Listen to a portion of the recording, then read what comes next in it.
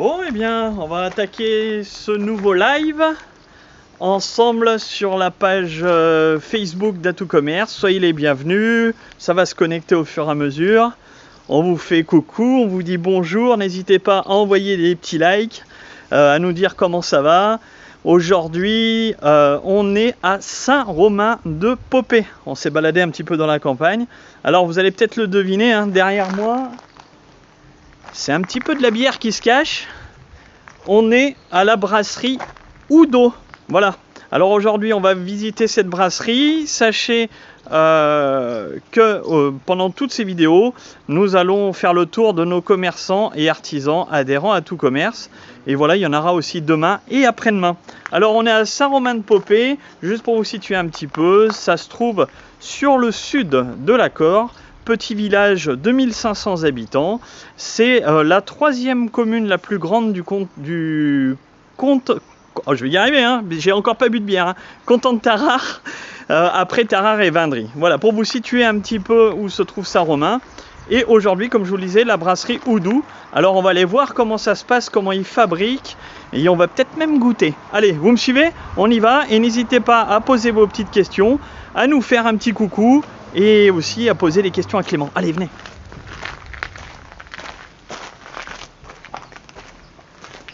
Et bien voilà. Salut. Bonjour Clément. Salut. Et Astrid. Et Astrid qui t'accompagne. Ouais, et on en parlera. Bonjour. Alors nous voilà donc dans la brasserie Oudot. C'est là où tout se passe. C'est là où on fabrique cette délicieuse bière qu'on va sûrement goûter à la fin. C'est gentil. Délicieux, je sais pas. Non, si. Alors n'hésitez pas à poser vos questions pendant toute l'interview, on va y répondre. N'hésitez pas à nous faire des coucous, des likes, partager cette vidéo, c'est le moment. Bonjour Clément, du coup, je vais te laisser te présenter et puis nous présenter grossièrement déjà la brasserie Oudot. Qu'est-ce que c'est? Pourquoi tu es là? Comment tu en es arrivé là surtout? Ouais, c'était long. Hein. Je vais vous la faire courte, parce que pour ceux qui me connaissent, j'ai tendance à trop discuter. Mais donc moi, la brasserie Oudot existe depuis 2017. Mais au départ, c'était plus un plaisir, parce que je suis un amateur de bière. Je ne bois pas d'alcool fort, j'aime la bière. Et ça remonte à longtemps. Je me dois de faire un petit tag à mon ami Tony, qui se reconnaîtra s'il voit le live, avec qui en 2011, on monte un site de vente de bière artisanale. Pour rigoler, vraiment parce qu'on aimait ça, on était en train de courir à côté de notre travail. Bon, au bout d'un an, on est nos meilleurs clients, on abandonne l'idée parce que c'était pas très viable. On était même, je pense, précurseurs en fait, parce que la bière artisanale à 7 € la bouteille en 2011, les gens ils avaient un peu de mal. Maintenant, ils ont compris le travail que ça représente, etc. Ah, tout à fait. Mais donc voilà, et puis en 2016, chez Cacose, autre clin d'œil, il habitait Tarare, Nicolas, et je suis allé brasser ma première bière à moi, j'ai déjà vu des brassages. Et je suis rentré chez moi et j'ai dit à ma femme, je crois que c'est mort. Donc voilà, donc j'ai monté Oudot tranquillement. Ça s'est passé de 20 litres à 100 litres, puis à 300. Et puis en fait, ça a pris une ampleur assez importante. Et depuis un an, je suis 100% dessus. Je suis passé à 500 litres récemment. Et on parlera peut-être, je vais déménager en novembre pour Tarare. D'ailleurs, je vais intégrer Tarare pour un local beaucoup plus grand parce que là, ça devient trop compliqué.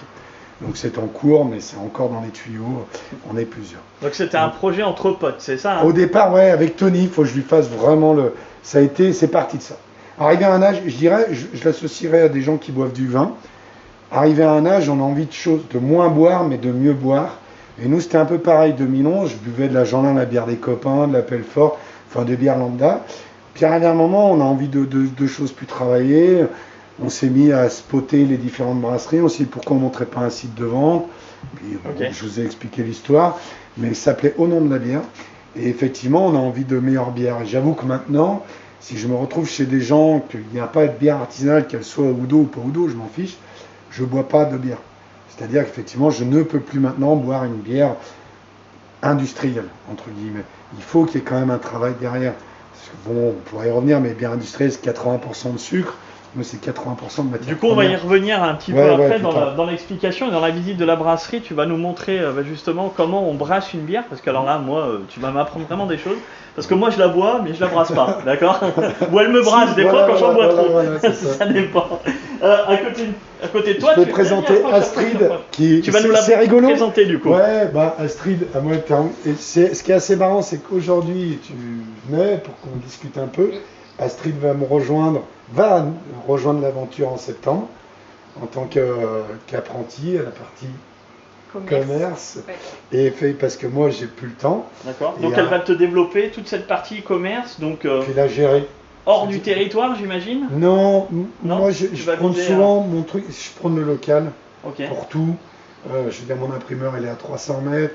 Il n'y a que l'orge et les houblons, c'est un peu compliqué, mais j'aimerais bien. Petit à petit, j'y travaille. Mais donc, non, c'est un secteur, ce qu'on se disait, Roanne, Villefranche, Lyon, Saint-Étienne, il y a déjà suffisamment à faire, pas besoin d'aller loin. On a un agent commercial à Courchevel, je lui dis bonjour d'ailleurs Christophe, parce que c'est une connaissance de connaissances et que voilà, il développe là-bas. Mais sinon, mes clients sont on en parlera tout à l'heure, on l'avait dit, mais mes clients sont quand même relativement locaux, ce que je préfère. Donc Astrid pour la gestion, parce que... Je vous coupe juste 2 petites secondes. J'ai Vincent qui dit très bonne bière artisanale, qui le précise. Et Jonathan qui vous fait un coucou. Bon, mais merci à vous. Jo qu'il faut quand même, c'est Jonathan Barin, je pense, qui est patron de la 6 et de l'Échoppe, qu'il faut aussi taguer, puisque c'est quelqu'un avec qui on a beaucoup de synergie. Et lui, il m'a fait faire un palier, parce qu'il est il est cuisinier à la base, il m'a fait monter un step en termes de qualité de bière, que moi je n'ai pas forcément. Moi je sais la fabriquer, mais tout ce qui est saveur, etc., c'est très compliqué, un peu comme un onologue. Ok. Voilà. Donc je lui fais un coucou aussi aux gens. Bah, du coup, n'hésitez pas, mettez des pouces, mettez des likes. Et puis tiens, dites-nous, vous êtes plus blonde, brune, blanche? J'en oublie? Oh, ambré. En fait, Ou ambré, tiens. Ambré, IPA, New England IPA, double dry hopping. On peut vraiment tout dire, mais quelle typologie de bière? Allez, Pas quelle trop typologie, c'est à vous de répondre. Vous nous dites si vous êtes plus blonde, plus brune, plus blanche. Et puis en fonction de ça, peut-être qu'on goûtera une blonde, une brune, une blanche, j'en sais rien. On peut Oula, rigoler. moi je suis chaud. Mais après, il faut repartir. Hein. Bien évidemment, à consommer avec modération. Ouais, Alors, toujours. bienvenue Astrid, du coup. Merci. On te retrouvera peut-être un petit peu dans la vidéo, il n'y a pas de souci, hein, si tu veux intervenir aussi, t'es la bienvenue. Du coup, nous, on va commencer à faire un petit peu la visite. Vraiment, on va rentrer dans le concret. C'est de savoir comment ça se passe, comment on fabrique de la bière. À partir de quoi et jusqu'où ça nous emmène. Jusqu'où ça à partir de céréales. Donc, le malt, comme le whisky. Le malt, c'est quoi? C'est une céréale qui a été maltée. Le malt, je vais le faire rapidement, je vais le faire très court. Il y a un Jamy d'ailleurs, c'est pas sorcier, très intéressant de 6 minutes, qui vous expliquera, si vous cherchez sur YouTube, qui est génial. En fait, toute graine, qu'elle soit d'une fleur, d'un arbre, toute graine a un petit germe dedans, intégré, avec une petite réserve d'énergie dans laquelle on a des protéines, de l'amidon, enfin des choses qui vont lui permettre de sortir de sa coquille et de s'implanter dans le sol. Toute graine, quelle que soit la typologie de plante. Et en fait, pour les céréales, que ce soit du blé, de l'orge, de l'avoine, du seigle, etc., on les humidifie pour que cette germe en interne vienne casser cette fameuse réserve, crée la réaction chimique et nous apporte tout ce qu'on nous intéresse. Là, on la sèche, on ne veut pas que la germe sorte de la graine. Et là, c'est pas mon métier, je suis pas exactement au fait, mais en gros, c'est ça. Et après, on vient la sécher et la malter. La malter, c'est de la torréfaction, en gros. C'est-à-dire qu'on amène ce qui amènera des coloris, une typologie de goût. On a, je sais pas, dans nous, le malt biscuit. Donc c'est une torréfaction. Moi, j'allais te poser la question si c'était une fermentation. Non, une torréfaction. C'est une torréfaction. On peut le voir, on y reviendra tout à l'heure. On peut le voir là, la différence des différents orges. J'en ai mis quelques-uns, j'en reparlerai un peu plus tard.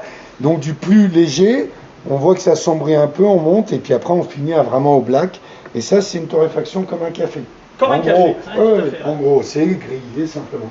Et ça donne des arômes. Par exemple, on voyait le biscuit, ça peut donner des arômes de biscuit, des arômes plus pain grillé, croûte de pain grillé, plus chocolat torréfié, etc. Donc c'est le mélange de ces différentes céréales, parce que là au milieu on a de l'avoine par exemple, il y a du blé et de l'avoine, c'est le mélange de ces différentes céréales qui va nous donner le goût. Et c'est par ces différentes céréales qu'on va venir chercher le sucre fermentissime en alcool. D'accord, les chaînes d'amidon, il faut les découper. On va pas aller jusque là parce que sinon on va y passer la journée.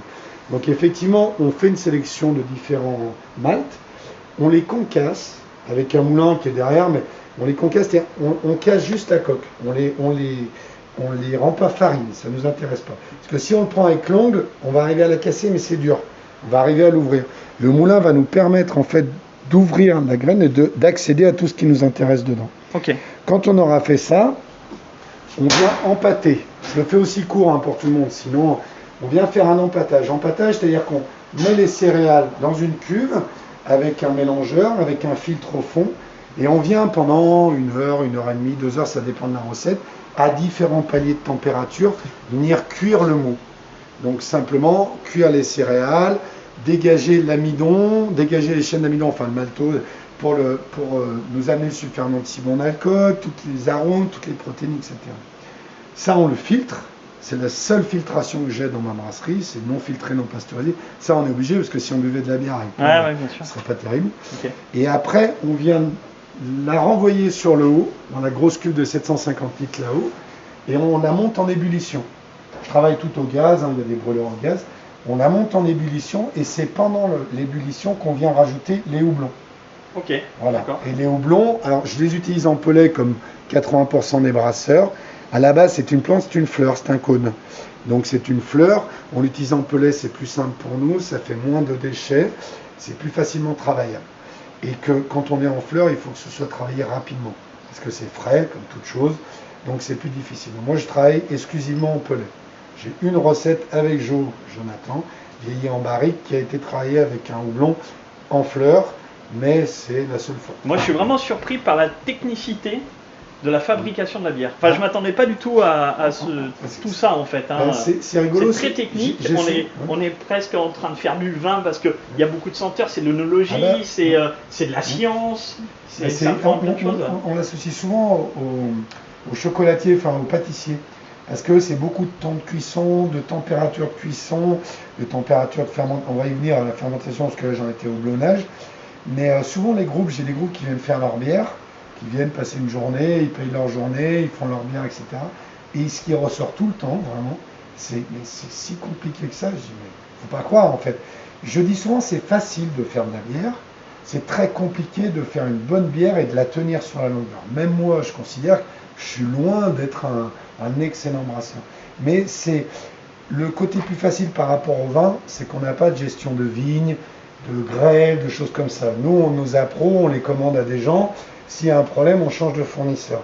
Donc souvent, ce que je dis, c'est que je trouve le vin pas assez cher pour le travail que ça représente par rapport à nous. Mais par contre, toute la partie fermentation, froid, chaud, etc., on est dans la même typologie. Ça peut tout changer, même atmosphériquement parlant. C'est-à-dire qu'il y a des jours où je fais une bière, elle est moins bonne en ébullition parce que c'est très lourd. Et ça va changer puisque c'est très important. Et donc, quand on a fini l'ébullition, on la refroidit le plus rapidement possible, à peu près vers 25 degrés, ça dépend, moi je ne fais que des fermentations hautes. Donc fermentation haute, ça veut dire entre 17 et 25 degrés. Okay. J'ai des levures qui travaillent dans ces créneaux-là, mais après on peut faire de la fermentation basse, de la fermentation encore plus haute, il y a des levures qui travaillent à 30 degrés.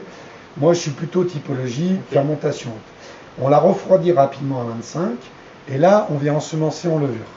Donc les levures, je ne vous les ai pas sorties parce que c'est vraiment... Et c'est là où elle va prendre ses degrés d'alcool. Voilà, en fait, les levures vont manger, en gros, le sucre et vont le transformer en alcool, en gros.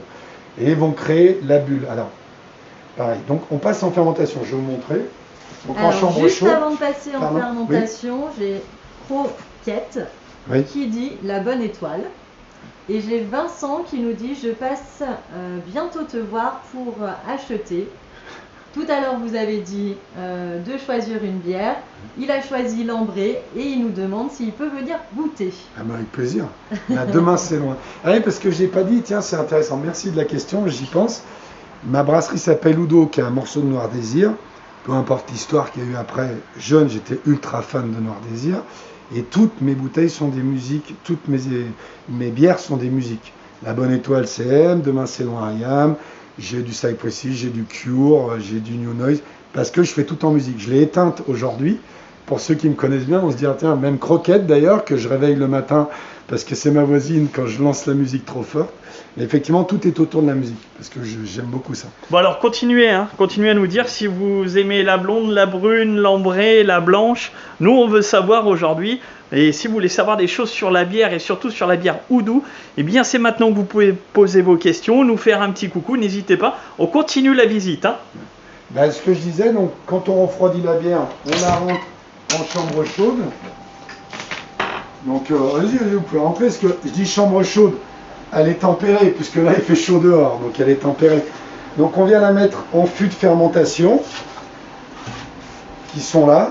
Et là, on vient ensemencer en levure avec un dégazeur, parce que si on fermait, oui, ça pourrait exploser. Voilà. Ouais, et on travaille ici, ça dépend, 1 semaine, 2 semaines, ça dépend du type de bière. Voilà. Ensuite, elle passe à froid. Je vous la fais toujours courte. Hein. Elle passe à froid pour faire baisser les...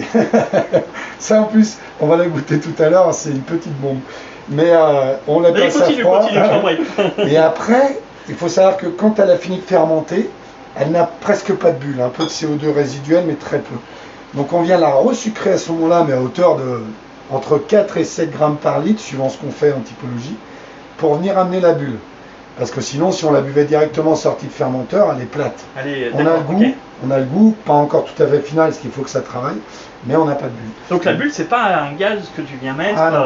Alors, on peut travailler. Non, je ne vais pas rentrer là-dedans. En fait, on prend trop loin. Ouais, la bulle, c'est pas un gaz. C'est pas un gaz que tu amènes. Non, tu redonnes à manger aux levures. Tu donnes du sucre aux levures. Mais là, c'est du sucre blanc. On peut utiliser toute typologie de sucre pour amener d'autres goûts. On redonne à manger et là, elle crée la bulle.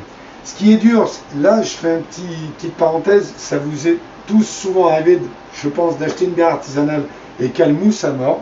Moi, ça m'est arrivé aussi. On dit parce qu'elle est trop fraîche. Mais alors, non, en fait, c'est souvent le gush. Il y a plusieurs paramètres. Mais souvent, c'est parce que le sucrage a été trop important ou la fermentation trop haute. Il faut être vraiment gentil avec les brasseurs parce que c'est très, très dur. Moi, j'ai eu des séries de bouteilles, mes amis peuvent rigoler avec ça, qui ont littéralement explosé. Parce qu'en fait, c'est très compliqué d'arriver. Maintenant, je le tiens bien, mais j'ai mis du temps quand même. Et c'est pas simple. C'est là où c'est très, très dur. Il faut vraiment tout gérer, le pH de l'eau, qu'est-ce qu'on mangeait ensuite, les levures de départ, où on en est, la densité initiale, finale. Enfin là, je sors des termes techniques. Mais il faut être gentil avec les brasseurs. Ça peut arriver qu'une bière mousse. Ça m'est déjà arrivé. Et avec d'autres, c'est pas grave. Et après, quand on a fini, on revient en bouteille pendant 2-3 semaines. Donc celle que vous voulez piquer, Montagne. Ça, c'est en plus une bière. Ça, c'est une bière qu'on a faite avec Jo. Bon Jo. C'est vieilli en fût de rhum jamaïcain pendant 5 mois. Et c'est vraiment une petite merveille. Ça, c'est vraiment le produit, on va dire, haut de gamme, peut-être. Oui, ça va être la partie. Produit haut de gamme et qui va s'adresser à des gens qui sont connaisseurs ou plutôt. Parce que, complètement connaisseurs. C'est pour les cavistes, pour les restaurateurs, etc. C'est quelque chose de très particulier. C'est une bouteille qui sort entre 15 et 18 euros, ce qui n'est pas négligeable pour une bouteille de bière quand même. Mais c'est un travail long. Le fût, on l'achète. Il nous arrive frais. Donc du coup, voilà, cette bière, elle prend l'arôme du fût. C'est impressionnant. Et on va retrouver le rhum, du coup, peut-être aussi derrière, et ce fût, ce goût boisé. Alors pas que, mais par exemple sur la mienne, alors celle-là c'est Jo, ça c'est, ouais, je dis pas le nom, c'est lui qui le dira, mais ça c'est vieilli en fût de rhum martiniquais. Ça, elle est très élevée en alcool. On est vers les 15 degrés, donc c'est très fort. Moi, la mienne, en jamaïcain, elle est plus boisée, plus douce. Là, on est sur un côté banane, dû à une levure utilisée, etc. Mais on a un côté très phénol. Moi, je ne suis pas très fan. Je vous disais que j'aime pas l'alcool fort. C'est une bière, pour moi, qui est trop haute en alcool. Mais il l'a fait goûter à une masterclass dans son échoppe. Elle a fait un carton. Et moi, la mienne est beaucoup plus douce, mais sur le côté, comme tu disais, boisé, pain grillé, caramel, etc. Et c'est des choses... Mais voilà, sinon, après, les classiques... Les classiques, ben voilà, je fermente dans des bouteilles classiques. Ça, c'est mes bières classiques. Bon, Jonathan nous a publié la Make a Move. La Make a Move, en fait, c'est celle qui est dans la mienne. Ma recette Make a Move, c'est celle que j'ai fait vieillir en fût de rhum jamaïcain. Mais on va aller voir le stock et on verra les autres fûts parce que avec la pub, le serveur de la 6, on en a fait une autre. On est en train de vieillir dans plein de fûts différents. Bon, dites-nous si vous aimez, dites-nous si vous aimez les produits de Houdou, c'est maintenant. C'est maintenant que ça se passe. On continue ? Ouais, allez, on y va. Après, bon, on voit les différents ustensiles embouteilleuses, etc. L'embouteillage, alors là c'est petit, dès que je fais quelque chose, je suis obligé de tout sortir, rentrer. Justement, cet après-midi, je dois mettre en fût et en bouteille, normalement. Mais si j'avais lancé la sanitisation, on n'aurait plus pu marcher nulle part. D'où le déménagement. Et après, j'ai un stock tempéré quand même, puisque le stock est quand même très proche de l'outil de prod, donc ça chauffe beaucoup. Et là, on voit effectivement que j'ai pas grand-chose en stock. La saison a été bonne, je remercie. La saison a été bonne, ça veut dire. La saison a été très bonne. Et là, on a les fûts, donc Bourbon, c'est un Buffalo Trace, du Kentucky, Cognac, Rhum Barbade. Là-bas, c'est du Mezcal, c'était un fût de Mezcal. Et là, c'est un fût de Pomerol, mais il n'est pas encore rempli. C'est un gros domaine dans le Bordelais. Et j'ai rencontré dans une soirée un gars, et il est venu avec sa Yaris. Je pense pas que ce soit sur Facebook, Mathieu, mais effectivement, c'est rigolo. Il m'a amené un fût de Pomerol, et j'aimerais vieillir une bière en Pomerol. Ok. Voilà, en gros, voilà. Et puis après, on va aller voir en gros Udo en petit dans son confetti, parce que c'est un peu petit. Voilà. Donc du coup, on a fait le tour un petit peu de la Voilà, brasserie. en gros, de comment ça se passe, De etc. comment ça se passe. Et du coup, là maintenant, on va aller... On va aller voir un peu le... Je te laisse sortir. C'est vrai qu'on ne voit pas. Alors, on va passer aussi maintenant en présenter vraiment ta gamme de produits que tu as. Et puis, tu vas aussi nous parler de tes revendeurs. Hein. Pas de souci. Donc, du coup, tu nous as préparé En gros, un petit stand. Un petit stand pour expliquer rapidement. Alors, désolé, mais il y a des ruptures de stock. Donc, on ne verra pas la Lorelai, qui est ma plus vieille bière dans la gamme. D'accord. Qui est celle que je fais depuis le début, avec un houblon que j'aime beaucoup, le Nelson Sauvin. Et ma Natural Mystique, désolé Bob, mais elle n'est pas là. Alors, donc, si je comprends bien, dans tes bières, tu as différentes gammes, entre guillemets. On pourrait commencer par exemple pour une bière comme moi qui ne suis pas, je peux pas dire que je suis pas, j'aime la bière mais je ne suis pas connaisseur. Qu'est-ce que tu conseillerais par exemple pour quelqu'un qui voudrait découvrir? La Bonne Étoile pour toi. La Bonne Étoile, c'est une NEIPA, c'est une New England IPA. En gros, c'est un jus de fruits avec un peu d'alcool, 4,5 degrés. C'est une typologie de bières qui ont été développées dans les années 90, côte est américaine. C'est des bières très houblonnées, mais pas en amérisant. Okay. En aromatique, donc on a beaucoup d'arômes, mais pas d'amertume. Donc on va retrouver... Alors, c'est sur le houblon qu'on joue l'amertume. D'accord. Okay. Dans celle-ci, par exemple, on retrouve un peu d'avoine. Tu vois, ça sent, assez fort. Hein. C'est assez... c'est assez fort, mais on retrouve... Ouais, t'as des... là, j'ai mis l'Equanote. L'Equanote, il est dans ma New Noise. Donc l'Equanote, c'est quelque chose qui est plutôt autour de la mangue, normalement. C'est très subtil, les arômes de houblon. Donc la New Noise, qui est mon IPA, on en parlait avec Astrid, parce qu'elle l'a bu avec ses parents l'autre jour. Ça, même toi qui n'es pas, tu pourrais aimer, parce que c'est très amer, mais en même temps, il y a beaucoup d'aromatiques. Il y a des écorces de mangue dedans, donc elle a un côté, ce qui est assez rigolo, un peu plus banane confite que mangue. On retrouve plus ça en bouche, mais ce qui vient bien casser l'amertume. Puis l'amertume, c'est un peu comme, j'ai souvent tendance à dire comme le tanin. La première gorgée, c'est amer, la deuxième un peu moins, et après ça s'est installé, et on peut déguster des bières. Frais, il y a plein de gens qui me disaient j'aime pas la bière et qui sont capables d'aller même boire des bières. Bon, elle est bien, Astrid, t'as plu celle-ci? Très très bonne. Et terre à dire oui. Non, donc ouais, typologie. J'ai mis ce que j'avais un peu. J'ai par exemple donc Bonne Étoile, New Noise IPA. IPA, c'est un classique Indian Pale Ale. Je dis rapidement ce que les gens ne savent pas. En fait, il y a deux typologies de bières en gros, hein, mais il n'y a pas que ça, mais deux typologies. On a Lager, qui sont tous les pays de l'Est, plus République tchèque, etc., qui sont des bières à base de malt Pils, d'où la Pilsner, etc. Et après, on a les ales qui sont anglo-saxonnes, qui sont plutôt à base de pale, un type de malt. Et donc, les Anglais sont très friands des pale ale, comme celle que tient Tommy, sont très friands des pale ale depuis très longtemps. Et quand ils détenaient les comptoirs des Indes, ils annexaient l'Inde, ils envoyaient des bières par bateau, et la bière est très sujette à l'infection. Elle n'aime pas la chaleur, elle n'aime pas l'oxygène, elle n'aime pas la moindre infection.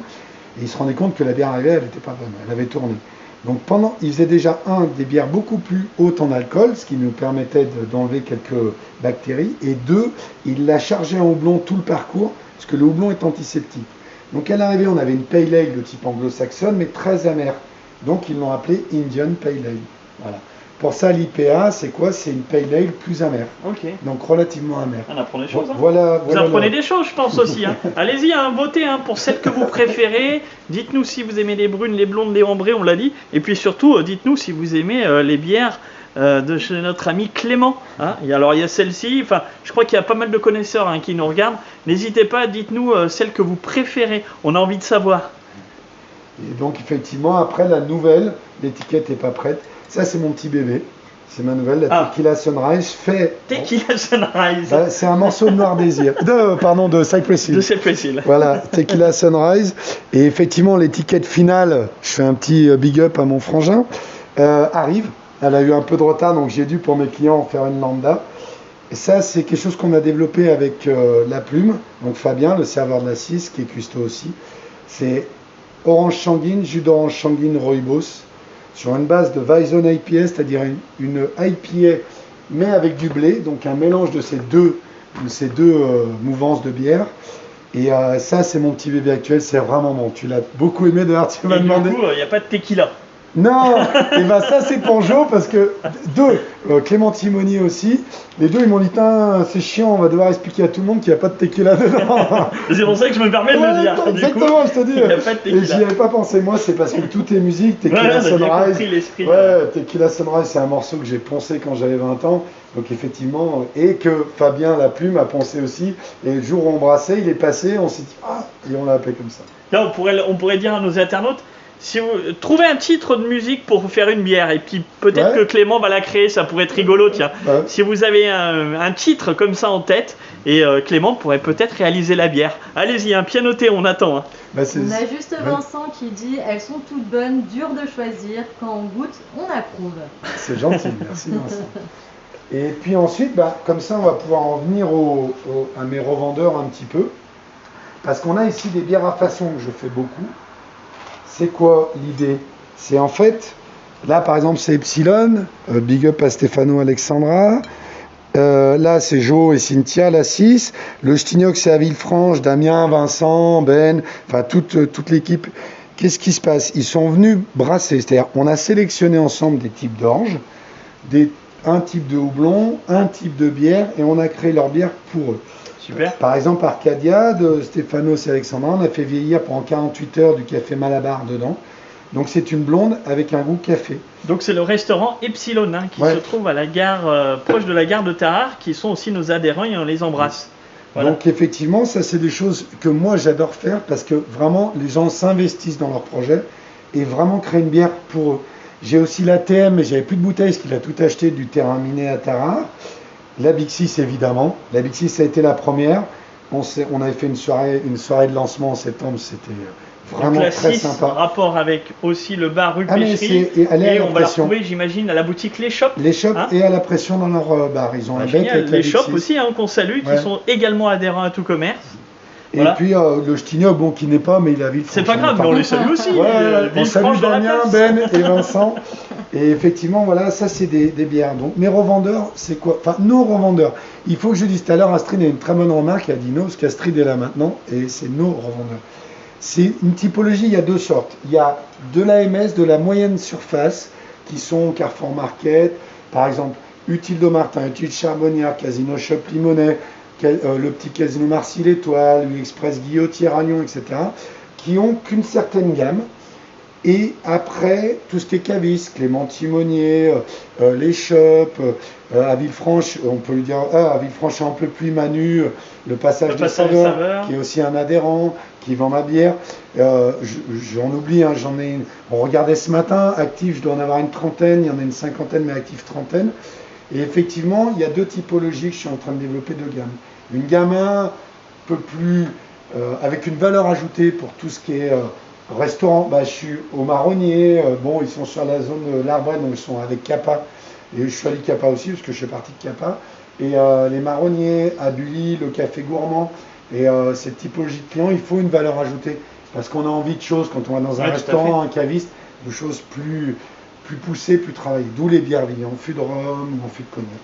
Super. Voilà un petit peu le Udo. Et ma gamme, moi j'aime tellement la bière, j'en ai 18 différentes, j'ai 19 recettes. Je sais pas m'arrêter en fait, ça c'est une problématique. Donc si vous trouvez un morceau sympa, ça se peut. Là j'en ai un. Alors Tommy, je te laisse l'énoncer. Rain Against the Machine. Alors, je ne sais pas qui l'a posté, mais j'avais une bière qui s'appelait Bomb Track, parce que Rage Again, je l'ai poncé aussi. Elle fait plus partie de la gamme actuellement, mais ils vont revenir.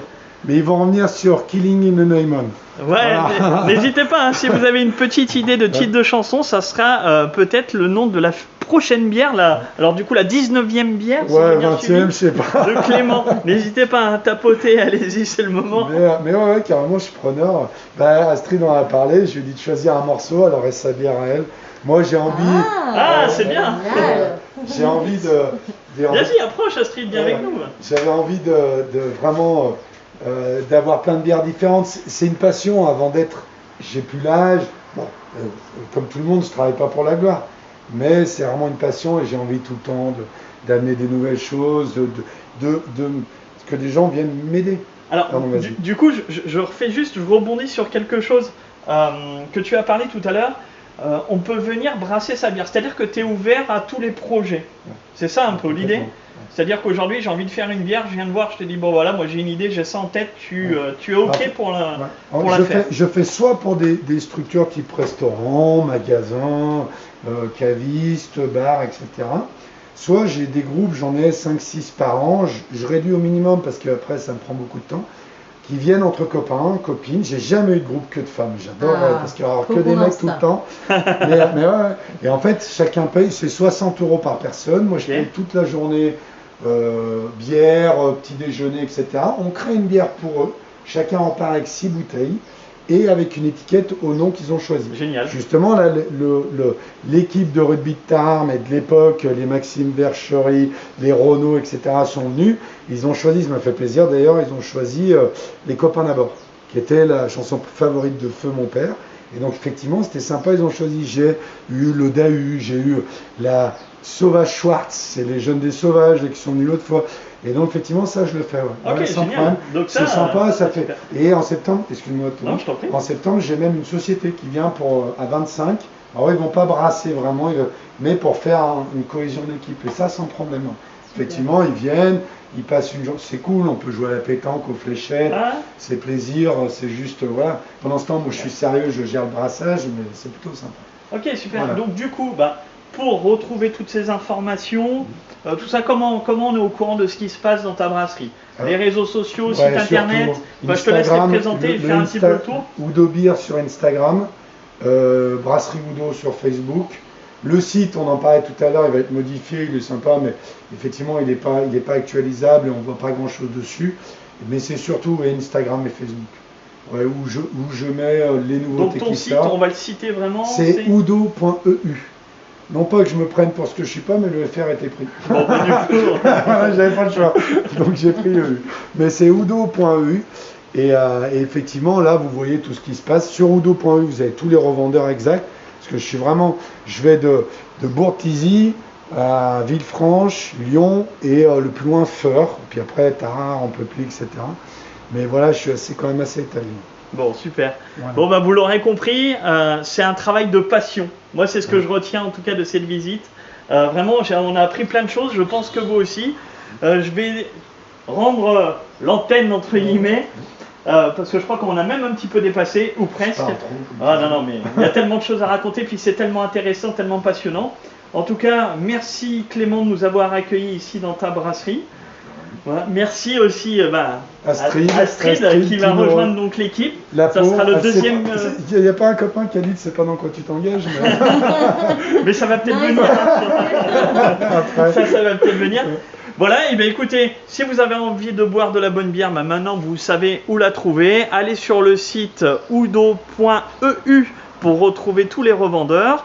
Moi, je vous dis à demain avec Maud qui se cache juste derrière là. Juste derrière, tu peux dire bonjour. Bonjour tout le monde. Donc on se retrouvera demain à 12h30. On continue la série des chroniques en bas de chez moi et nous serons à Tarare et nous allons visiter, alors ça c'est pour vous mesdames, la boutique Atypique Concept Store. Voilà. Alors on se dit à demain 12h30. N'hésitez pas à liker, à partager et continuer à commenter cette vidéo. Et je vous dis à demain. Ciao, bye bye. À bientôt. Ciao, ciao. Bye. Au plaisir.